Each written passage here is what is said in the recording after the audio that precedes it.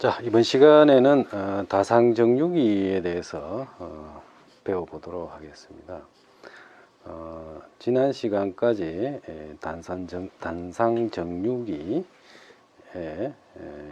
그 역률, 입력에서의 역률, 그리고 출력에서의 리플률, 리플 팩터에 대해서 공부를 했습니다. 입력에서의 역률은 정유기의 입력단까지 도달한 비상전력에 대한 정유기 출력에 전달되는 유효전력의 비로소 정의가 되었습니다. 그래서 역률은 대단히 중요한 어떤 요소다, 이렇게 이야기할 수가 있습니다. 그래서 잘 공부를 해 주기를 바라겠습니다. 그리고 정유기의 출력은 원래 DC가 나와야 되는데 그 DC 성분에 이외의 교류 성분이 포함이 되어 있습니다. 그래서 출력에서도 이 정유기의 성능을 평가하는 어떤 그 인덱스가 이제 요구가 되는데, 그것이 바로 리플 팩터입니다. 정유기 출력, 입력에서는 역률, 출력에서는 리플 팩터인데, 그 리플 팩터는 뭐 우리 리플률 이렇게 이야기할 수도 있습니다. 그래서 리플률이라는 것은 정유기 입력에서 원하는 성분, 바로 DC 성분이죠. 그 DC 성분에 대한 원하지 않는 성분, 교류 성분이죠. 교류 성분의 비를 바로 리플 팩터, 리플률이라고 이야기를 합니다. 그래서 정유기가 성능을 이야기할 때에 입력에서는 역률, 역률은 높을수록 좋고, 가장 높은 것이 이상적인 정유기는 역률이 1인 경우인데 실질적으로 그런 경우는 거의 없습니다. 그래서 99%까지는 이론 실제로 나옵니다. 나오고 98% 뭐 이런 것까지도 내가 개인적으로 이제 많이 만들어 봤고 했습니다. 근데 1%는 100%는 거의 이제 그 여러 가지 이제 그 고조파 성분 때문에 잘 안 나옵니다. 그래서 정유기라 그러면 역률이 보통 뭐 한 90% 이상, 단상 정유기 같은 경우에는 90% 이상이면은 뭐 그런대로 쓸만하다 이렇게 하는데, 요즘에는 그 어떤 전력전자 기술로서 뭐 95% 혹은 뭐 90 이상, 95% 이상의 정유 역률을 충분히 만들 수가 있습니다. 조금 이제 그 대신에 코스트가, 가격이 조금 올라가게 되겠죠.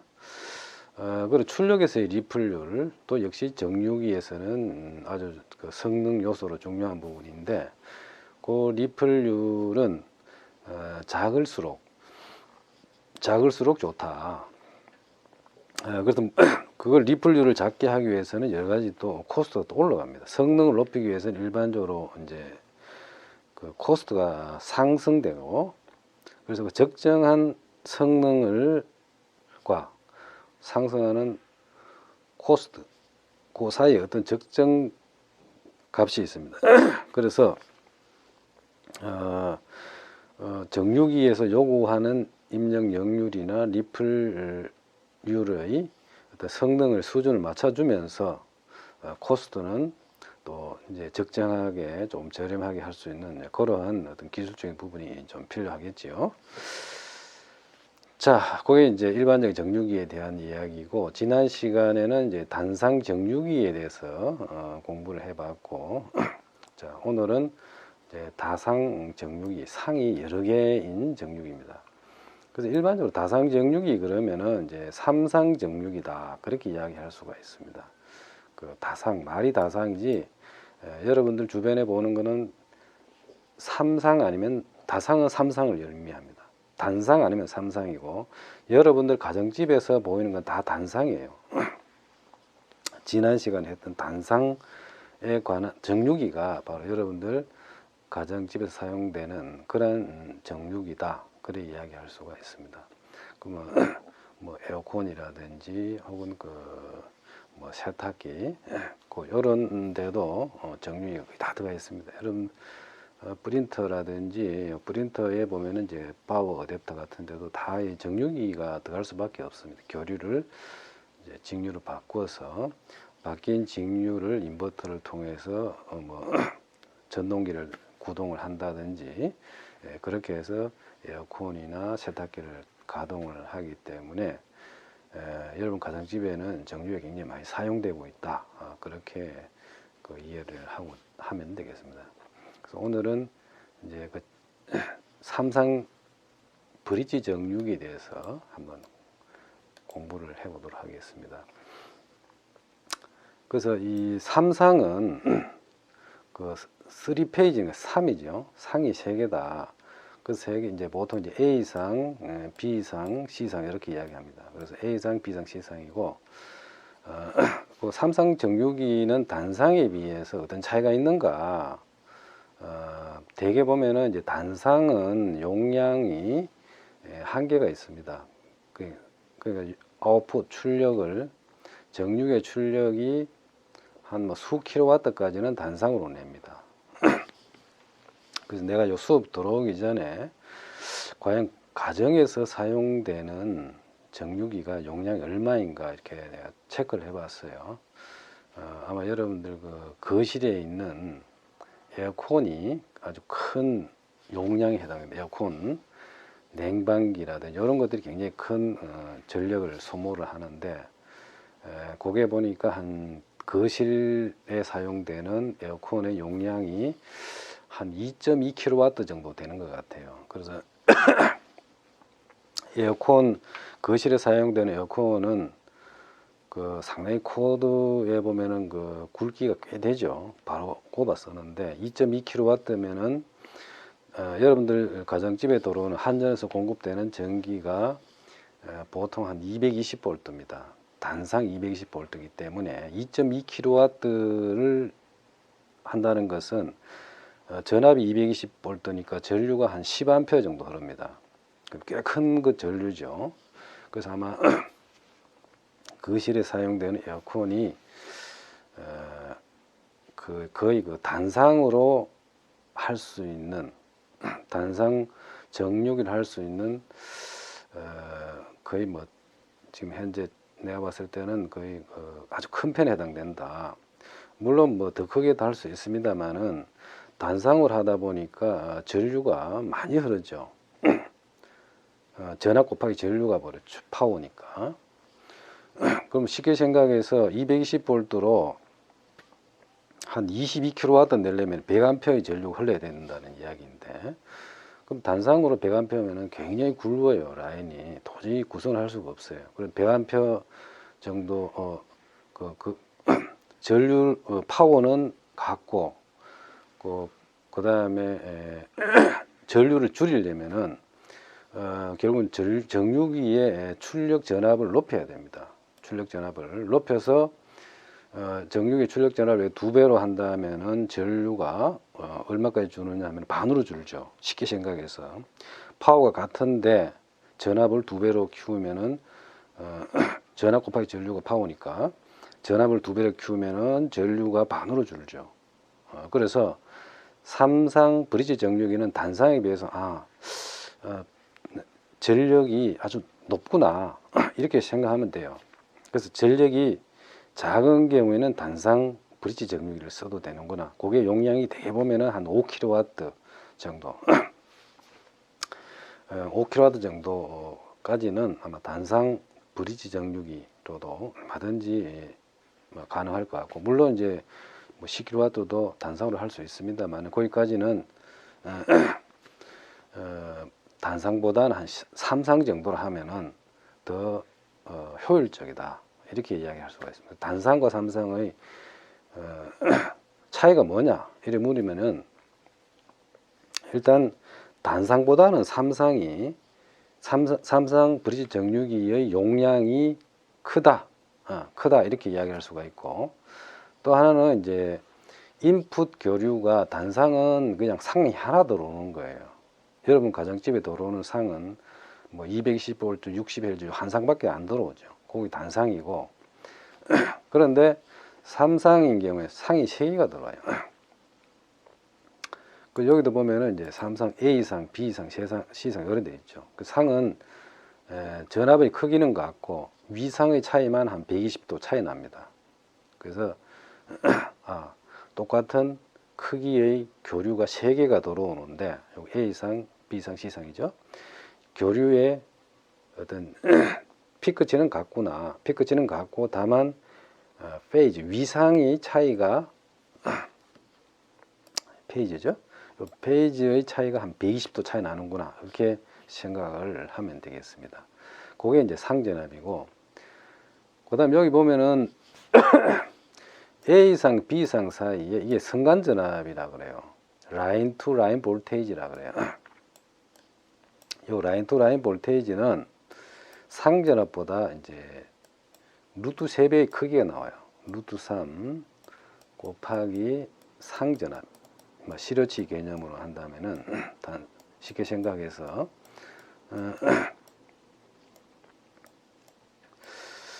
그러면 예를 들어서 이제 여러분들 가정집에서 들어오는 게 이제 220V가 만약에 이제 상전압이 들어온다.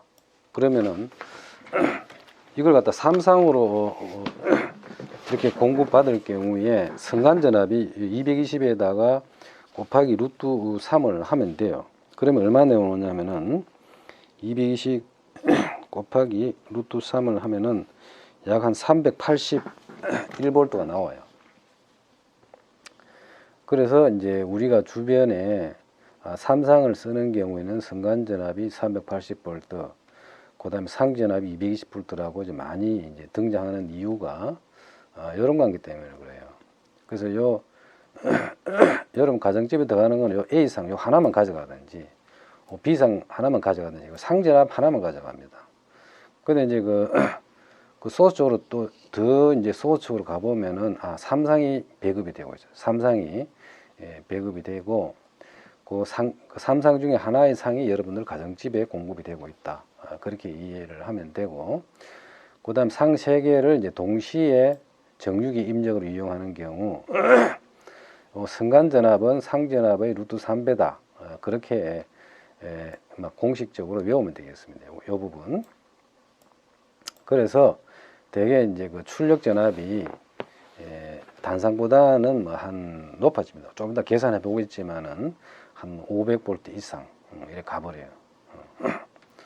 자, 그래서 오늘은 이제 삼상 브릿지 정유기인 경우에 한번 계산을 해보도록 하겠습니다. 요게 이제 그 출력 전압입니다. VL이라고 되어 있는데 바로 이 전압이죠. 이 전압이 이제 그 출력 전압인데 바로 이 부분 왜인지 모르겠어요. V0가 여기 되겠죠. 출력 전압이 이제 이렇게 자 A상, B상, C상이 이제 이렇게 또 상전압이 또 삼상 VAB, VBC, VCA 요 또 3개의 또 그 라인 투 라인 볼테이지가 이렇게 나와요. 이렇게 요 사이에는 이제 VCA가 되고 또 C와 또 B 사이에 VBC가 있습니다. 이런 3개의 라인 투 라인 볼테이지가 나오고, 여기 보면 이제 VAB 상 성간전압이죠. 그 다음에 VBC 상, VCA 상 요 3개가 있는데 VAB와 VBC, VCA는 또 성간전압끼리 또 120도의 차이가 있습니다. 그래서 이것을 이제 정유기로 넘기면은 절대치가 나와요. 절대치. 여기 이제 교류가 들어가면 정유기 출력전에 절대치가 이제 DC로 바뀌어가 나오는데, 여기도 보면은 VAB, BC, CA의 절대치를 보면 이런 모양이나 이렇게 절대치 최고 큰 녀석만 이렇게 하면은 출력이 나와요.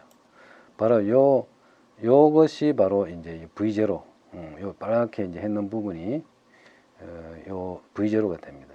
바로 요 부분이 바로 요렇게 표시가 되어 있죠.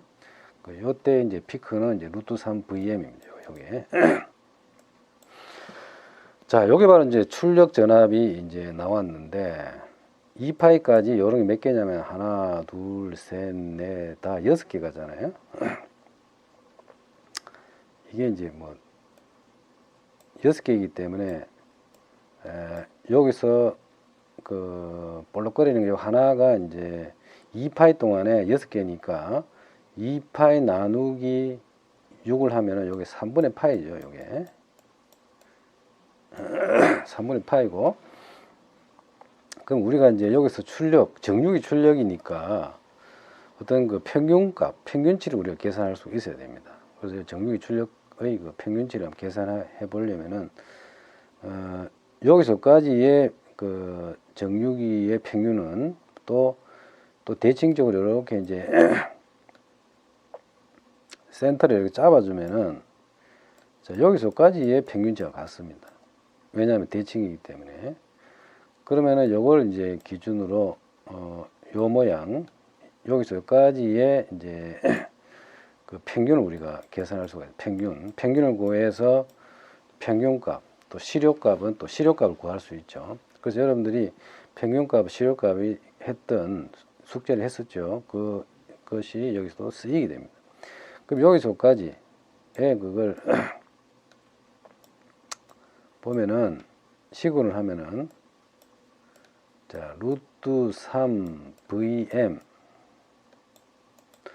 코사인 세타가 됩니다. 루트 3 VM 코사인 세타. 자, 여기서 이제 새로운 축, 여기서 0이 아니고 요 새로운 축에서 이걸 0으로 잡았기 때문에 여기서 여기까지는 루트 3 VM 코사인 세타예요. 그래서 루트 3 VM 코사인 세타를 가지고 여기서까지 0에서 6분의 파이죠. 요 구간은 3분의 파이 반이니까 자, 0에서 6분의 파이까지 적분한 거, 적분해서 6분의 파이로 나눈 것이 평균값이 됩니다. 자, 여기 나왔네요. 루트 3 VM 코사인 파이. 자, 여기서까지의 그 파형의 식에다가 요걸 적분을 합니다. 0에서 6분의 파이까지 적분해서 6분의 파이로 나눈 거죠. 그러면은 요 평균값이 구해집니다. 요걸 구했고, 자, 대단히 중요하죠. 그 다음에 실효값을 계산할 수 있어요. 실효값은 요걸 제곱을 합니다. 제곱을 해서 적분을 합니다. 여기서까지 제곱을 해서 적분을 하고, 적분한 거에서 또 기간을 나눠주고, 그 다음에 루트를 씌운 거죠.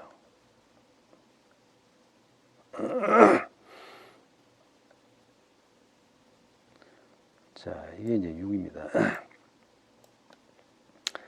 자, 루트 3 VM 코사인 세타의 제곱이죠. 그러면은 3 VM의 제곱 코사인 세타의 제곱에다가 0에서 6분의 파이까지 적분을 하고, 그 다음 6분의 파이를 나눈 거예요.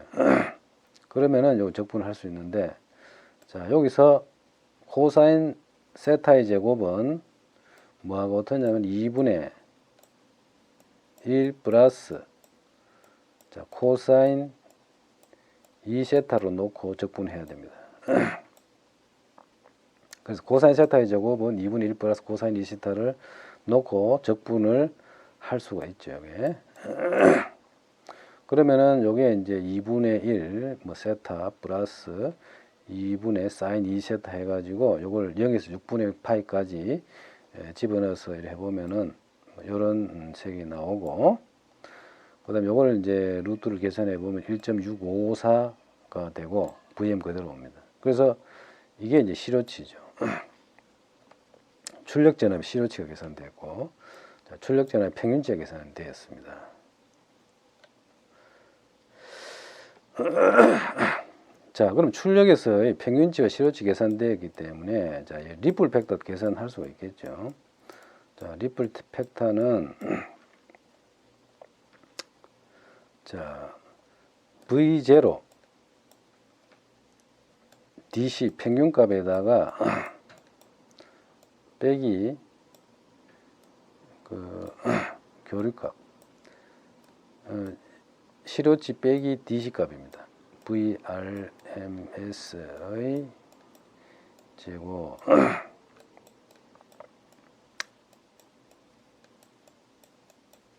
자, 이거 되죠. 그러면은 위는 이제 VRMS의 제곱 빼기 VDC의 제곱이 요게 이제 VAC가 되죠. 밑에는 이제 VDC 원하는 값, 여기 원하는 값 분의 원하지 않는 AC 성분의 비가 바로 리플 팩터다. 그렇게 그 계산할 수가 있게 됩니다.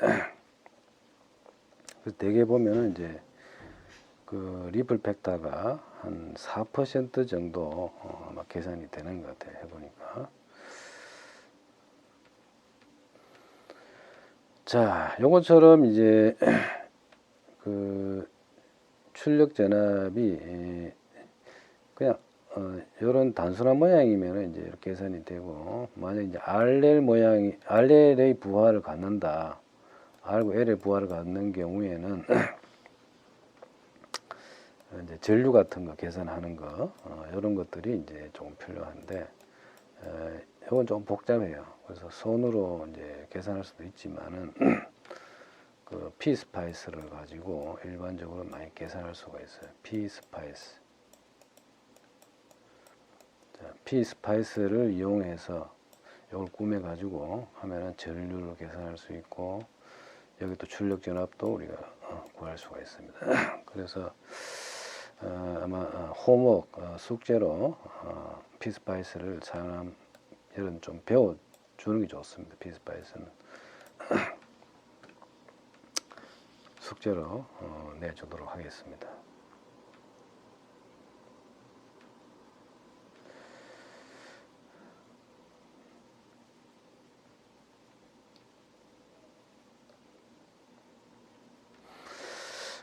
자, 삼상 브릿지 정류기의 그 출력 전압을 우리가 계산을 해봤고, 그 다음에 이제 DC 필터에 대해서 한번 공부를 해보도록 하겠습니다.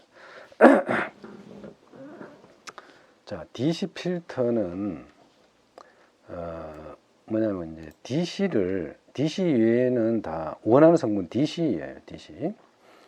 DC를 우리가 원한다.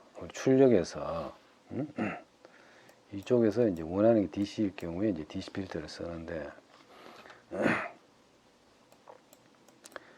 L만 쓰는 경우도 있어요. L만 쓰는 경우도 있고, C만 쓰는 경우도 있고, LC를 쓰는 경우가 있는데, 자, L만 쓰는 경우에는 이제 전류를 보통 이제 전류의 DC 성분을 우리가 얻을 때 이제 이렇게 쓰고, 요 C를 쓴 경우에는 전압을 우리가 이제 DC 성분을 원할 때 이제 씁니다. C를.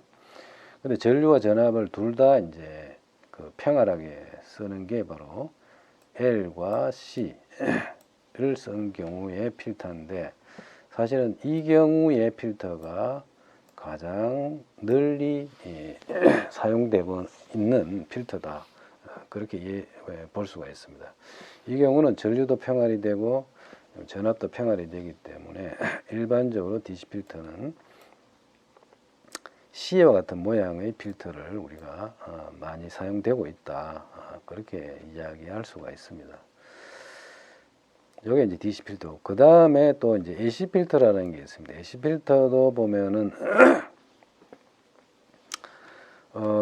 어떤 주파수 성분, 여도 결국은 이제 교류가 이렇게 들어오는데, 여기에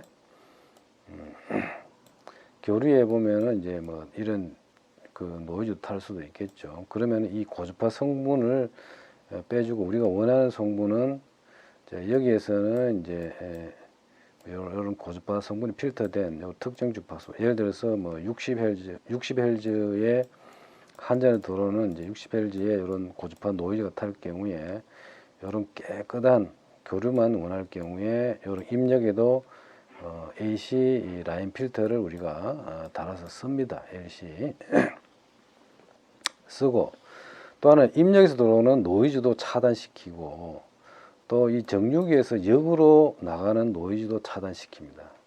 그럼 이 노이즈도 차단.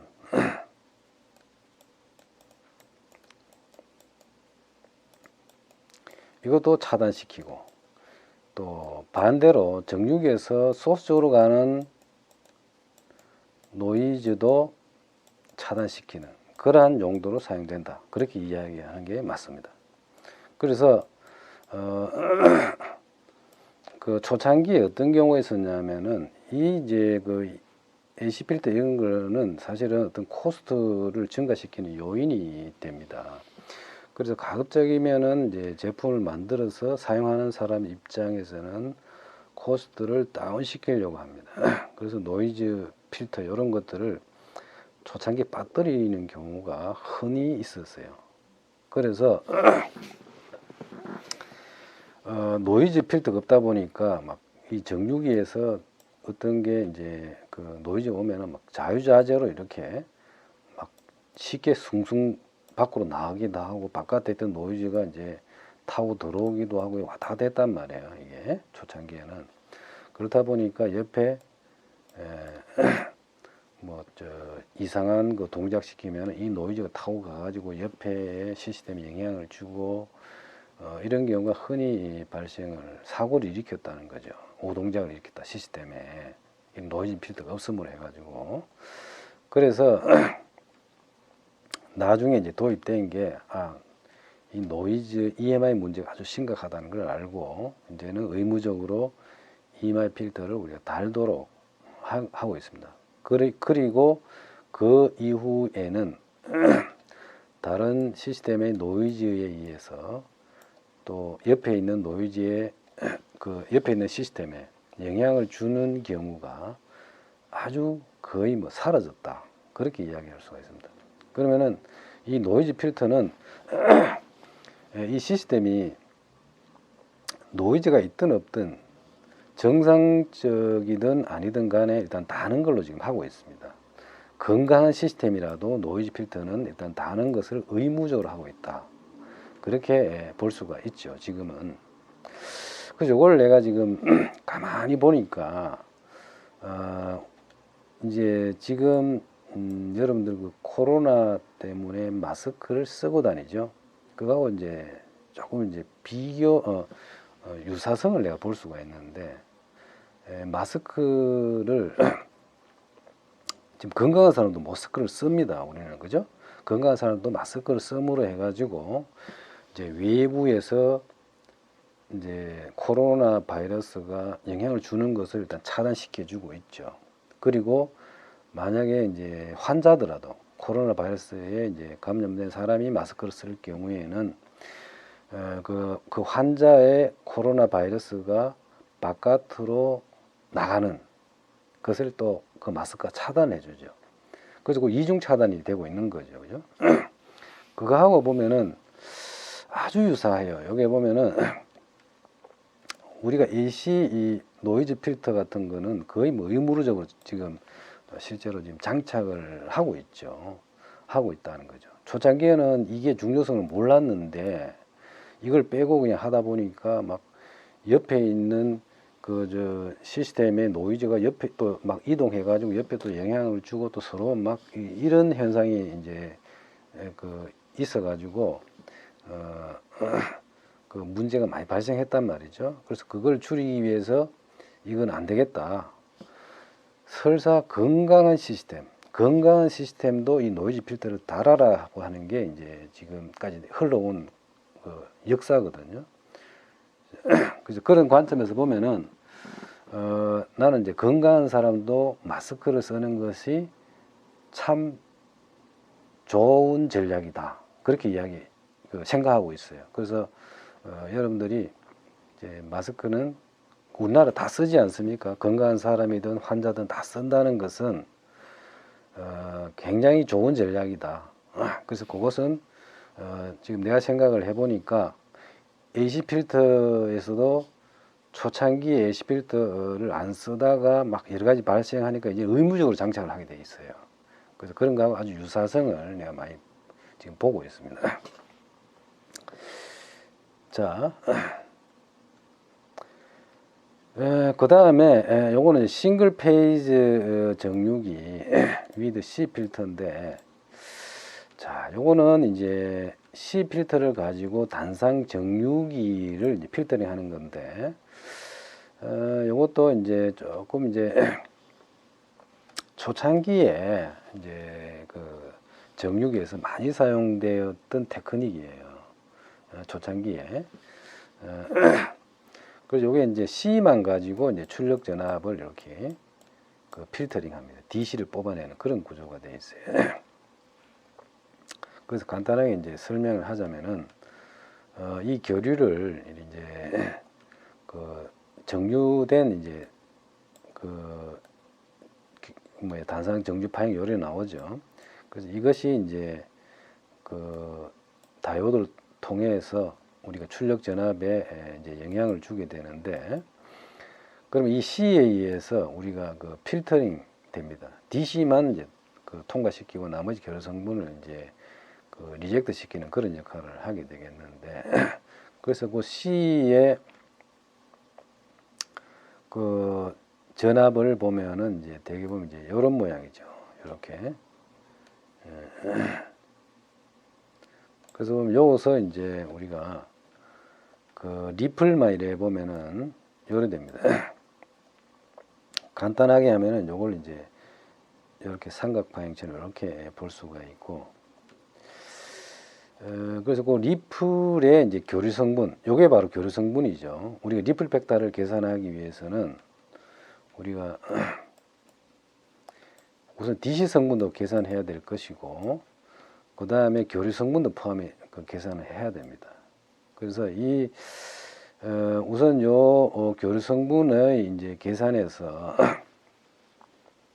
지금 이제 새 교과서에서 교류 성분을 계산하는 거하고 그 구 버전에서 교류 성분을 계산하는 게 조금 차이가 있습니다. 여러분들이 이제 책을 그 지금 제 4판 포스 지금 제 4판이죠. 서디 에디션에서 내용과 포스 에디션에서 이제 내용이 조금 이제 차이가 있습니다.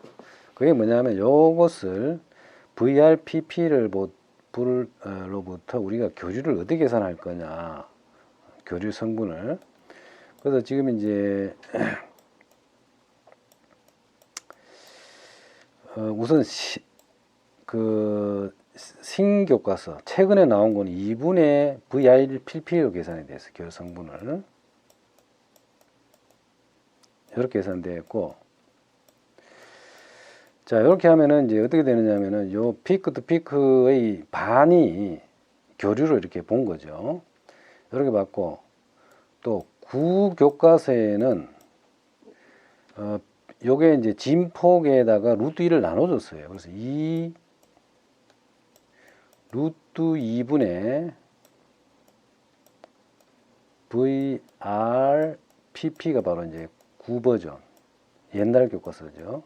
그래서 이렇게 나왔어요.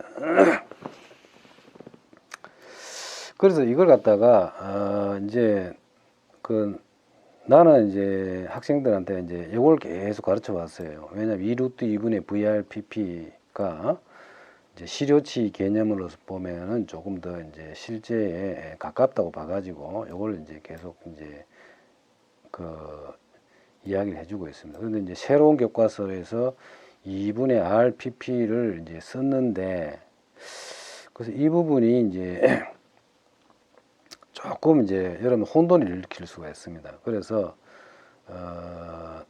일단은 이제 요것을 가지고 일단 설명을 하겠습니다. 9 버전을 가지고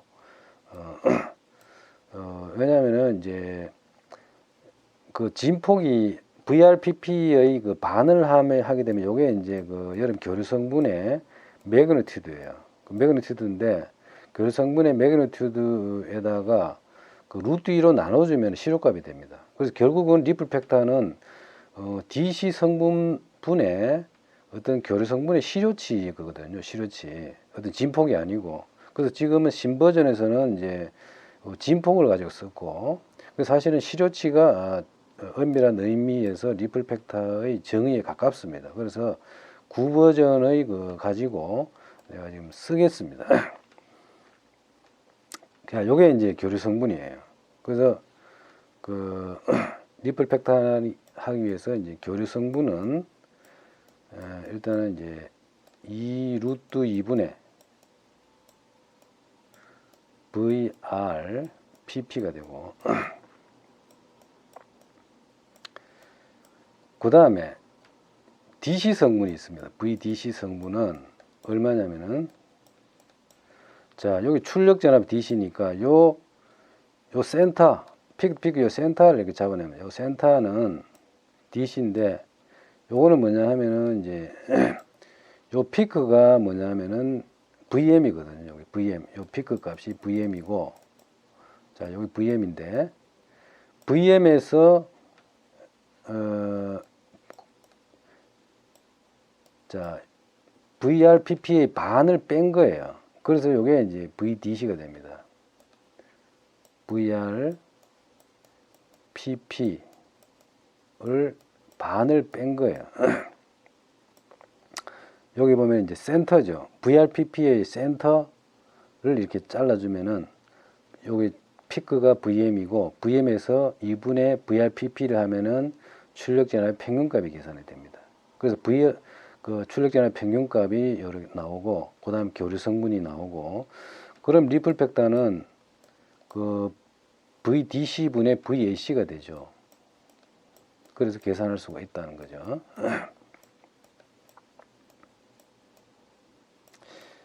그래서 이걸 정확하게 계산하기 위해서는 이제 VRPP를 계산해야 돼요. VRPP. VRPP가 뭐냐? 출력 전압이 피크와 피크 사이에 이제 진폭인데, 이것은 VM 곱하기 자, VM에다가 VM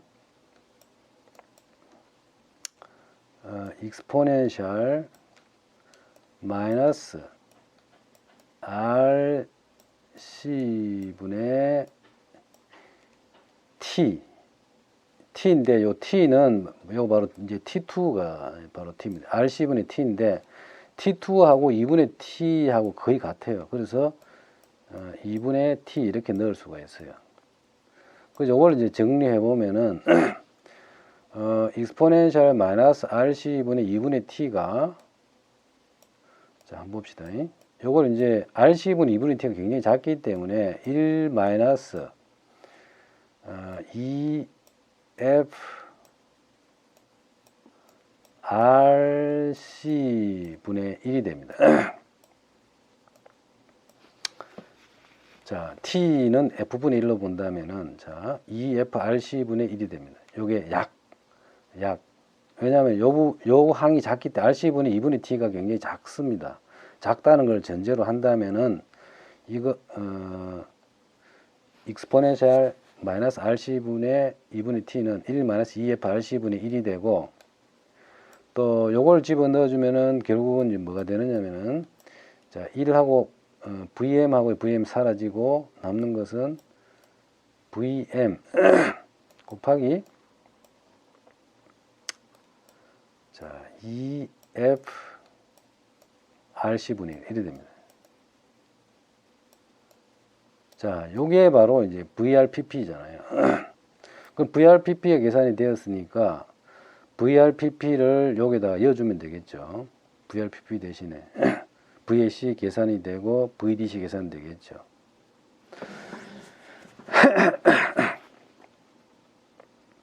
그래서 리플팩터를 계산해 보면은,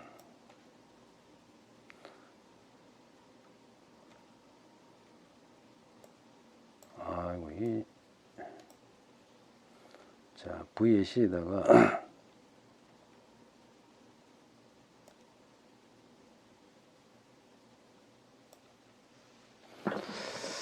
일단 계산 결과를 한번 써보겠습니다.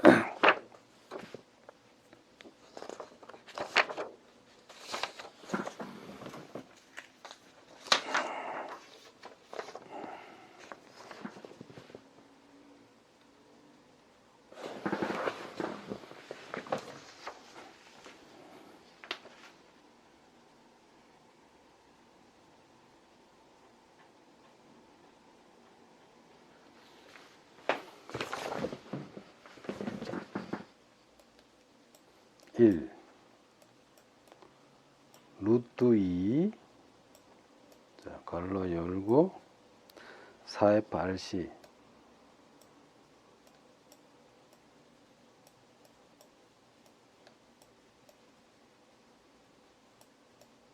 자, 빼기 1 이래 되죠. 자, 리플 팩터는 루트 2 곱하기 4FRC 빼기 1 분의 1이 됩니다.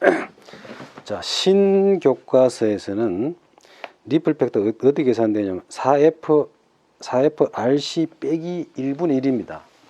보면은 4FRC 빼기 1분의 1이 되고 요게 신교과서죠. 근데 이제 구교과서는 루트 2가 붙어 있어요. 그래서 구교과서는 루트 2가 있고 리플 팩터에 신교과서는 루트 2가 없다. 그런 차이가 있습니다. 그래서 요거는 얻은 게 맞느냐 하는 걸 질문을 과거에도 몇 번을 받았습니다. 그래서 그걸 이제 그 정확한 리플 팩터의 정의가 뭐냐 하면은 VDC 분의 VAC인데 VDC는 이제 그 직류 성분이죠. VDC는 그대로 쓰면 될 것이고, 근데 이제 교류 성분을 이제 신교과서에서는 진폭을 잡았고 구교과서에서는 교류 성분의 시료치를 잡았습니다. 그러면은 우리가 엄밀하게 본다면은 교류 성분의 시료치로 보는 게 맞다는 거예요. 정의에 맞는 거는. 그래서 구교과서의 정의를 쓰겠습니다. 그래서 2 루트 2분의 VR PP가 교류 성분이다 쓴다면은 루트 2 가로 열고 4FRC 마이너스 1분의 1 이래 됩니다. 그래서 구교과서에서의 리플 팩터가 신교과서의 리플 팩터보다 루트 2분의 1이 곱해지니까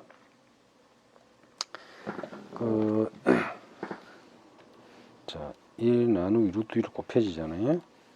그럼 0.707 곱해지니까 구교과서에서의 리플 팩터가 신교과서의 리플 팩터보다 작아지는 게 되죠. 그 리플 팩터가 구교과서 기준으로 하면 작아진다. 신교과서에서는 리플 팩터 조금 더 커지는 그런 이제 걸로 식이 나옵니다. 그래서 그게 차이가 한 0.707 정도 배의 차이가 있는데, 그래서 요거는 결국은 이제 엔지니어링의 관점에서 본다면은 약 한 이제 한 30% 정도의 그걸 계산에 따라서 되는데, 아마 이제 구교과서는 그 리플 팩터의 원래의 의미에다가 이제 딱 맞춰 가지고 이제 계산을 했고, 근데 실제로 이제 원래 의미로 했을 때보다 아마 실제로는 여러 가지의 요인에 의해서 리플 팩터가 조금 커질 수가 있다. 내가 봤을 때는. 그래서 프랙티컬한 쪽을 아마 조금 고려해 가지고 이제 신교과서에서는 구교과서보다 리플 팩터를 좀 더 얹어주는, 좀 더 키우는 쪽으로 아마 방향을 이제 그 버전업을 하면서 바꾸지 않았는가 그랬습니다. 그런데 이제 이론적으로 원리 원칙의 정의에 맞는 것은 구교과서의 리플 팩터 계산이다. 그렇게 이야기할 수가 있고요. 그 다음에 신교과서에서 한 것은 아마 그거는 원래의 리플 팩터의 정의와는 좀 떨어져 있습니다. 떨어져 있어. 있는 그대로 본다면은. 근데 왜 이렇게 변경을 했는지 아직 나도 원인을 잘 모르겠습니다. 옛날부터 아주 과거에 쓰던 교과서에서는 지금 제3판까지죠. 3판까지는 여기 루트 2가 있었단 말이에요. 루트 2가 있었는데 제4판이 나오면서 루트 2가 지금 빠져버렸어요. 이제 그런 차이가 있다는 거. 그렇지만은 이제 우리는 나는 원래의 이제 원리 원칙에 따라서 루트 2를 있는 걸로 우리가 리플 벡터를 정의를 하는 걸로 그렇게 하겠다는 겁니다. 자,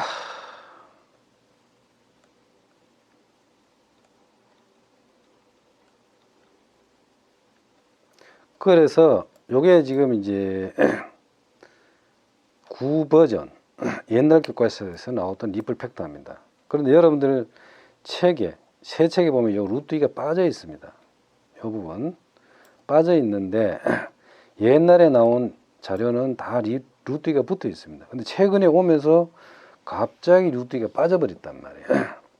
그래서 이거는 저자가 약간 이제 연세가 워낙 많다 보니까 원래 그걸 이제 깜빡했는 건지 난 왜 그런지 모르겠습니다. 그리고 그 부분은 여러분들이 원래는 루트가 있었다. 그리고 원래 리플 팩터의 정의에 맞는 것은 루트가 있는 게 맞다. 그렇게 이해를 해 주시면 되겠다는 거죠.